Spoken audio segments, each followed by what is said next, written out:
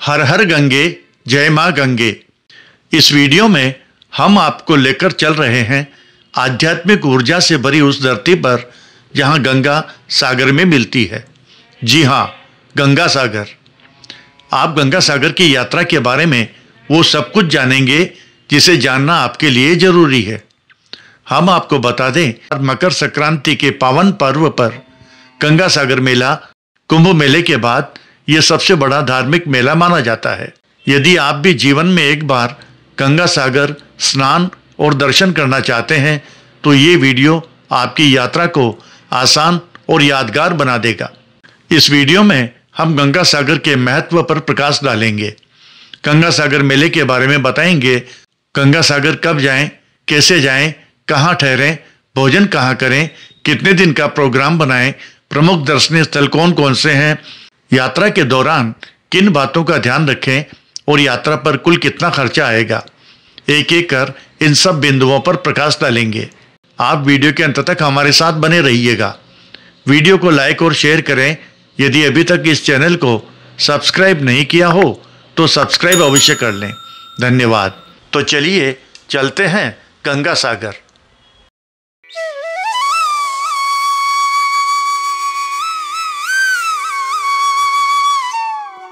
सारे तीर्थ बार बार, गंगा सागर एक बार। गंगा सागर का महत्व बहुत प्राचीन है।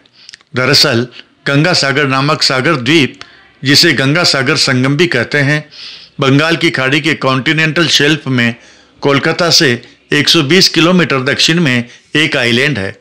यहीं पर गंगा नदी का सागर से संगम होता है और इसीलिए यह गंगा सागर कहलाता है।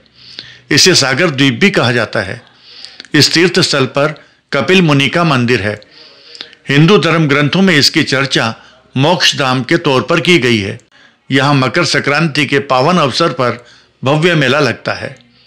लाखों श्रद्धालु मोक्ष की कामना लेकर यहाँ आते हैं और सागर में डुबकी लगाते हैं। कहते हैं कि यहाँ मकर संक्रांति पर स्नान करने से जन्म जन्मांतर के पाप कट जाते हैं, अश्वमेध यज्ञ और गोदान का फल मिलता है। मान्यता है कि इसी स्थान पर भगवान राम के पूर्वज राजा सगर के 60,000 पुत्रों को मोक्ष प्राप्त हुआ था। ये भी माना जाता है कि अकेले गंगा सागर की तीर्थ यात्रा सैकड़ों तीर्थ यात्राओं के बराबर है। तभी तो कहते हैं, सारे तीर्थ बार बार, गंगा सागर एक बार। गंगा सागर कैसे पहुँचे?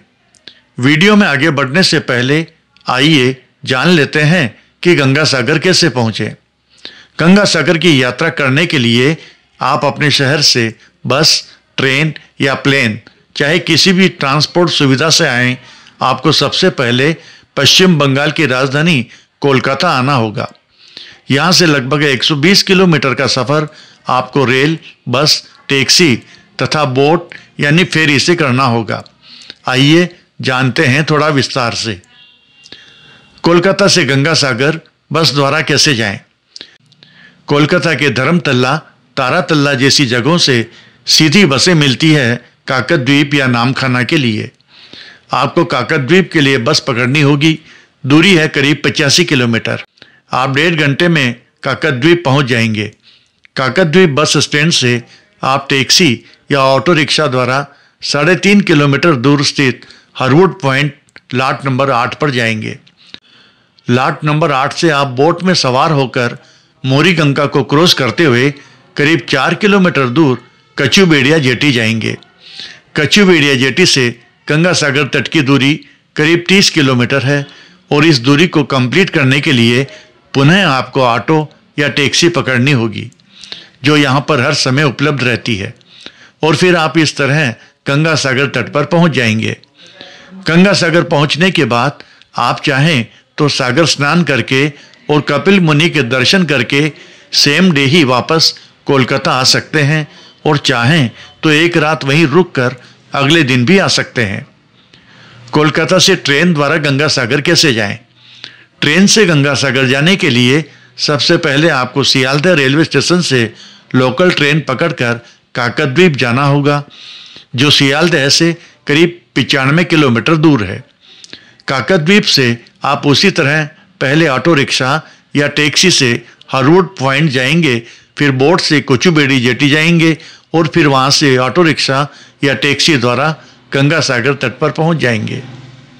सागर तट पर पहुँचने के लिए एक अन्य मार्ग कोलकाता, नामखाना, चेमागुडी है। कोलकाता से कार या टैक्सी द्वारा गंगा सागर कैसे जाएं? कोलकाता से गंगा सागर जाने का तीसरा ऑप्शन है कि आप टैक्सी कर लें और आराम से अपने परिवार के साथ गंगा सागर के लिए निकल जाएं। टैक्सी वाले से आप एडवांस में संपर्क कर लें और सवेरे 5 बजे अपने होटल बुला लें। आप जितने जल्दी निकलेंगे उतनी ही जल्दी गंगा सागर जाकर वापस लौट भी आएंगे। टैक्सी आपको होटल से सीधे जेटी पॉइंट पर ले जाएगी। वहाँ पार्किंग में गाड़ी खड़ी हो जाएगी और आप हरवुड पॉइंट लाट नंबर 8 से फेरी में सवार होकर कचुबेड़ी जेटी तक जाएंगे। वहाँ उतरते ही आपको taxi, jeep, mini bus, auto rickshaw आदि कई साधन मिल जाएंगे, जिनमें से किसी एक में सवार होकर आप 30 किलोमीटर दूर गंगा सागर तट पर पहुँच जाएंगे। वहाँ स्नान ध्यान करने और कपिल मुनि मंदिर में दर्शन करके आप वापस ऑटो रिक्शा आदि से कचुबेड़ी जेटी पर आ जाएं और फेरी में सवार होकर हरवुड पॉइंट पर उतर जाएं। यहाँ से आप पार्किंग से अपनी टैक्सी पकड़कर कोलकाता पहुँच जाएं। राउंड ट्रिप टैक्सी का किराया होगा लगभग 4 से 5 हज़ार रुपये। आप अपनी सुविधानुसार कैब भी बुक कर सकते हैं। क्रूज द्वारा गंगा सागर कैसे जाएं? इसके अलावा आपके पास एक ऑप्शन और है। यदि आप बार बार ये रेल, बस, बोट, टैक्सी, कार या ऑटो रिक्शा आदि के चक्कर में नहीं पड़ना चाहते हैं तो क्रूज द्वारा भी कोलकाता से सागर द्वीप जा सकते हैं। इसके लिए आपको डायमंड हार्बर जाना होगा, जहाँ से सागर द्वीप जाने के लिए क्रूज की सुविधा उपलब्ध होती है।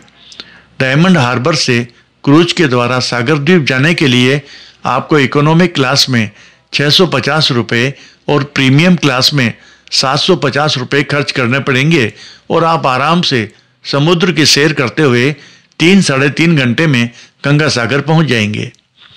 एक बात का ध्यान रखें कि आप जितना संभव हो सके early in the morning Kolkata से गंगा सागर के लिए निकल जाएं, क्योंकि कभी कभी समुद्र का पानी कम ज़्यादा होने से मोरी गंगा को क्रॉस करने वाली फेरी सर्विस बाधित हो सकती है और आपको जाते या आते समय फेरी पकड़ने के लिए इंतज़ार करना पड़ सकता है। अतः जल्दी जाना और जल्दी आना सबसे बेहतर है। गंगा सागर में कहाँ ठहरें? अगर आप गंगा सागर पर रात रुकना चाहें तो आपको आइलैंड के दक्षिण हिस्से की ओर जाना होगा, क्योंकि इस पॉइंट पर ही अधिकतर होटल्स, गेस्ट हाउस और लॉज आदि बने हुए हैं। गंगा सागर में आपको हर बजट के अनुसार विकल्प मिल जाते हैं। धर्मशालाएं और आश्रम इस प्रकार है: गंगा सागर मंदिर ट्रस्ट धर्मशाला, कपिल मुनि आश्रम धर्मशाला, बंगाली ट्रस्ट धर्मशाला, भारत सेवाश्रम संघ। मकर संक्रांति के समय अग्रिम बुकिंग जरूर करा लें। अगर आप होटल में ठहरते हैं तो आपको 1000 रुपये के अंदर आसानी से आरामदायक रूम मिल जाएगा। लेकिन अगर आप कम बजट में ठहरना चाहते हैं तो आपको कपिल मुनि मंदिर ट्रस्ट द्वारा संचालित धर्मशाला में ठहरना होगा, जहां पर 300-400 रुपये में ठहरने की सुविधा मिल जाएगी। भारत सेवाश्रम संघ में भी रुकने की अच्छी व्यवस्था है। यहाँ आप नॉन एसी डोरमेट्री में 100 रुपये में तथा रूम में 500 से 700 रुपये में रुक सकते हैं। मेला अवधि में यहाँ प्रशासन की ओर से टेंट में रुकने की भी व्यवस्था की जाती है। गंगा सागर में भोजन कहाँ करें? कपिल मुनि मंदिर क्षेत्र में कई शुद्ध शाकाहारी भोजनालय हैं, जहाँ बंगाली थाली, पूड़ी सब्जी, खिचड़ी, दाल भात, चाय, स्नैक्स आसानी से मिलते हैं। कई धर्मशालाएं भी भोजन की सुविधा प्रदान करती है। गंगा सागर में खाने पीने के लिए आपको सागर फूड कोर्ट के साथ अन्य कई सारे रेस्टोरेंट मिल जाएंगे, जहां पर आप चाय नाश्ता कर सकते हैं, खाना खा सकते हैं। आप यहां 100-150 रुपये की भोजन थाली लेकर आराम से भरपेट भोजन कर सकते हैं। गंगा सागर मेले के दौरान यहाँ निःशुल्क भोजन प्रसाद कराने वाली संस्थाएं भी लंगर चलाती है। चलिए आगे बढ़ते हैं। मान्यता है कि गंगा सागर की यात्रा सैकड़ों तीर्थ यात्रा के बराबर है। हर किसी को यहाँ आना नसीब नहीं होता, जिसके कारण गंगा सागर का महत्व और भी ऊंचा हो जाता है। गंगा सागर पुण्य आत्मा के मोक्ष प्राप्ति का द्वार है, इसलिए कहा जाता है कि सारे तीर्थ बार बार गंगा सागर एक बार। यदि आपने कभी इन पंक्तियों को सुना है या इनकी गहराई को अनुभव किया है तो आप पहले ही इस स्थान की धड़कन, इसकी महिमा को स्पर्श कर चुके हैं। ये पंक्तियां यही कहती है कि आप भले ही दूसरे तीर्थ स्थलों का दर्शन कई बार कर चुके हों, पर एक बार गंगा सागर का दर्शन जीवन भर के लिए अमूल्य बन जाता है। गंगा सागर की पौराणिक कथा सनातन धार्मिक ग्रंथों में निहित है कि दैविक काल में भगवान श्री हरि कपिल मुनि के रूप में धरती पर अवतरित हुए थे। कालांतर में भगवान गंगा सागर के समीप आश्रम बनाकर तपस्या करने लगे। उन दिनों राजा सगर की प्रसिद्धि तीनों लोकों में थी। सभी राजा सगर के परोपकार और पुण्य कर्मों की महिमा का बखान करते थे। यह देख राजा इंद्र बेहद क्रोधित और चिंतित हो उठे। स्वर्ग के राजा इंद्र को लगा कि अगर राजा सगर को नहीं रोका गया तो वे आगे चलकर स्वर्ग के राजा बन जाएंगे। यह सोचकर राजा इंद्र ने राजा सगर द्वारा आयोजित यज्ञ हेतु अश्व को चुराकर कपिल मुनि के आश्रम के समीप बांध दिया। जब राजा सगर को अश्व के चोरी होने की सूचना मिली तो उन्होंने अपने सभी पुत्रों को अश्व ढूंढने का आदेश दिया। जब कपिल मुनि के आश्रम के बाहर अश्व बंधा दिखा तो राजा सगर के पुत्रों ने कपिल मुनि पर अश्व चुराने का आरोप लगाया। ये सुन कपिल मुनि क्रोधित हो उठे और उन्होंने तत्काल राजा सगर के सभी पुत्रों को भस्म कर पाताल भेज दिया। जब राजा सगर को यह पता चला तो वे कपिल मुनि के चरणों में गिर पड़े और उनके पुत्रों को क्षमा करने की याचना की। हालांकि श्राप वापस नहीं लिया जाता है, अतः कपिल मुनि ने उन्हें पुत्रों के मोक्ष हेतु गंगा को धरती पर लाने की सलाह दी। तब राजा भगीरथ ने माता पार्वती की कठिन तपस्या की। इससे प्रसन्न होकर माता पार्वती गंगा रूप धारण कर धरती पर मकर संक्रांति के दिन अवतरित हुई। जब राजा सगर के मृत पुत्रों को गंगा का स्पर्श हुआ तो उन्हें मोक्ष की प्राप्ति हुई। अतः गंगा सागर में मकर संक्रांति के अवसर पर स्नान ध्यान का विधान है। गंगा सागर मेला मकर संक्रांति की पावन अवधि के दौरान मनाया जाता है 5 दिवसीय गंगा सागर मेला। सागर के तट पर जहाँ तक आपकी नजरें जाती है आपको श्रद्धालुओं का सैलाब नजर आता है। जनवरी की ठंडी हवाएं तन मन में स्फूर्ति जगाती है। मंत्रों के सुर में घंटियों की गूंजती खनखनाहट आध्यात्मिक परिवेश का सृजन करती है। जब आप एक ही झलक में इन सभी चीजों को एक साथ निहारते हैं तो खुद ही समझ जाते हैं कि आप गंगा सागर में हैं। स्नान और दर्शन गंगा सागर के धार्मिक रिवाजों में सबसे महत्वपूर्ण है पावन जल में प्रातःकाल स्नान करना। ये तो लाखों श्रद्धालुओं की अटूट आस्था है जो उन्हें यहाँ की ठिठुरती सर्दियों में भी हर पल अनुप्राणित करती है। सबसे पहले नागा साधुओं समेत हिमालय से आए संत सन्यासी शाही स्नान करते हैं। इसके बाद एकत्रित भक्तगण गंगा सागर स्नान का परम आनंद लेते हैं। उनकी सभी आशाएं और प्रार्थनाएं इसी लक्ष्य से प्रेरित रहती है कि उन्हें मोक्ष मिले जो आत्मा की मुक्ति का परम प्रतीक है। समुद्र तट चौड़ा और साफ है पर लहरों का ध्यान रखना जरूरी है। मकर संक्रांति के दौरान बेहद भीड़ होती है, इसलिए समय का ध्यान रखें। श्रद्धालुगण सूर्य देवता की भी उपासना करते हैं एवं अपने पूर्वजों की याद में और इस सांसारिक मोह माया से अपनी आत्माओं को मुक्ति दिलाने की चाह में धार्मिक संस्कारों का पालन करते हैं जिसे तर्पण कहा जाता है। इसके बाद लोग कपिल मुनि के मंदिर में एकत्रित होकर महापूजा और यज्ञ अनुष्ठान में सम्मिलित होते हैं। इस तेजस्वी संत को याद करते हुए उनके आशीर्वाद की कामना करते हैं। संध्या बेला में दीप जलाए जाते हैं एवं नदी में प्रवाहित किए जाते हैं। संध्याकालीन आरती की जाती है।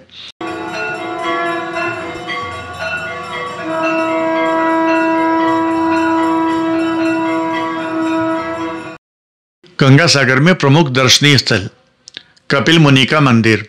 संत कपिल मुनि को समर्पित ये मंदिर सागर द्वीप का प्रमुख आकर्षण है। पावन जल में पावन स्नान के बाद तीर्थयात्री मंदिर में जाकर संत की आराधना करते हैं। ओंकारनाथ मंदिर। ओंकारनाथ मंदिर गंगा सागर में एक और पवित्र मंदिर है।